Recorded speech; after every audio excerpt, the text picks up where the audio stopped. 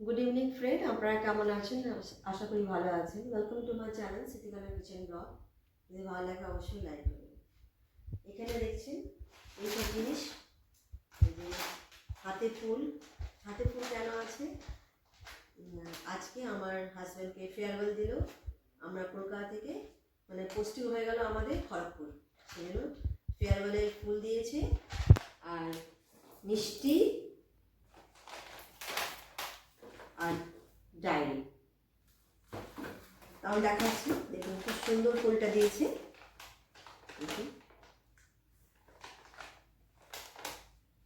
এখানে আছে ফুলটা, মিষ্টি ফুল চিকেন দেয়।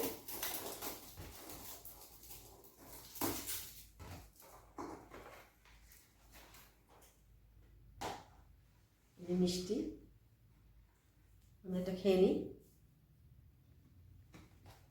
আরো অনেক মিষ্টি দিয়েছিল।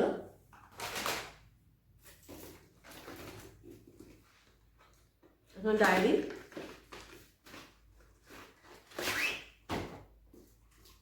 খুব সুন্দর ডায়েরি প্রেজেন্ট করেছেন সবাই, অফিসের স্টাফরা। পেন সেট দিয়েছে, আর এখানটায় আমি কাটছি।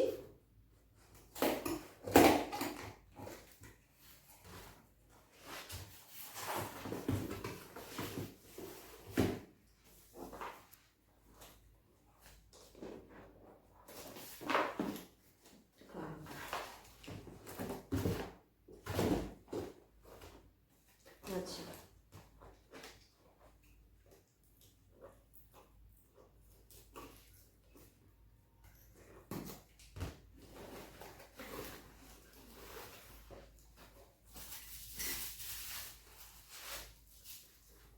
খুব সুন্দর কাপ দিয়েছে, তার সঙ্গে একটা চামচ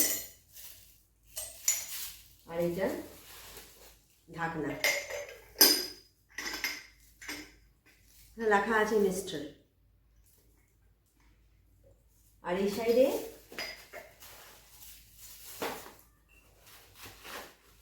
এটাও সেম ঠিক, এটাও দিয়েছে মিস্টার আর মিসেস।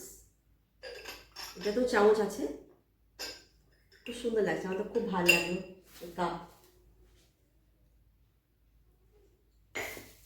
আমি এখানে রেখে দিচ্ছি। এখানে ডিজাইনটা খুব সুন্দর করেছে, এখানটা খুব সুন্দর কাপড়ের, এটা এখানে কাপড় দিয়ে করা।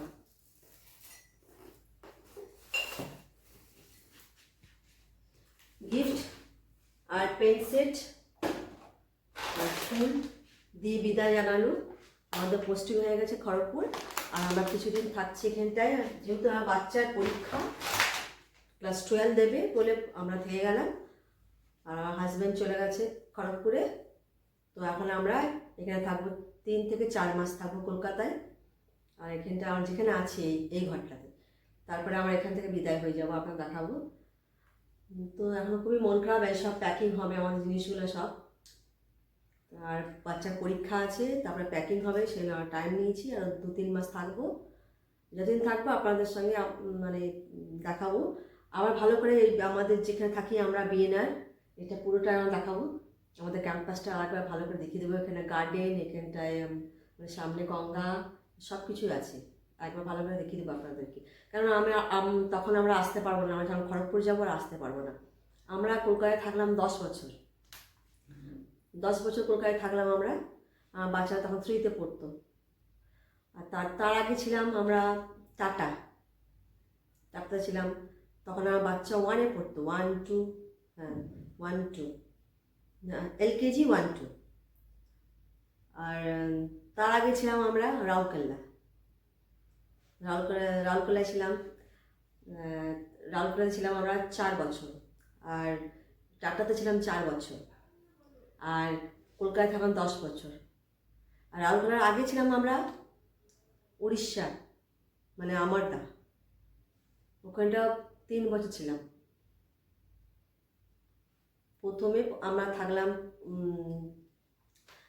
আমার বিয়ে হওয়ার পর থেকে আমি অমরদায় থাকলাম 3 বছর। তারপরে আবার এলাম টাটাতে, রাউরকেল্লায় এলাম, ওখানে 4 বছর থাকলাম। তারপরে আবার টাটায় এলাম, আবার এখানটায় কলকাতা 10 বছর। এখনও খড়গপুর ট্রান্সফার হয়ে গেছি আমরা, ওখানটা খড়গপুরে আপনারা দেখাবো আমি কেমন ফ্ল্যাট পেয়েছি।